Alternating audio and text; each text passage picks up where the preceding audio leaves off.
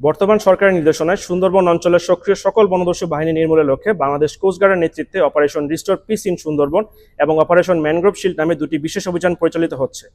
এই অভিযানের ধারাবাহিকতায় অপারেশন ম্যানগ্রোভ শিল্ডের আওতায় অভিযান পরিচালনা করে সুন্দরবনের কুখ্যাত ডাকাত করিম শরীফ বাহিনীর এক সক্রিয় সদস্যকে অস্ত্র, গোলাবারুদ, ডাকাতি ও বন্যপ্রাণী শিকারের কাজে ব্যবহৃত বিভিন্ন সরঞ্জাম সহ আটক করা হয়। গোপন তথ্যের ভিত্তিতে জানা যায়, সুন্দরবনে কুখ্যাত ডাকাত করিম শরীফ বাহিনীর সদস্যরা বাগেরহাটের শরণখোলা থানাধীন সুন্দরবনের আমুরবুনিয়া ফরেস্ট অফিস সংলগ্ন ড্রেনের খাল এলাকায় অবস্থান করছে। প্রাপ্ত তথ্যের ভিত্তিতে গত ৩ জুন ২০২৬ বুধবার বিকেল ৩টায় কোস্টগার্ড বেস মংলা কর্তৃক উক্ত এলাকায় একটি বিশেষ অভিযান পরিচালনা করা হয়।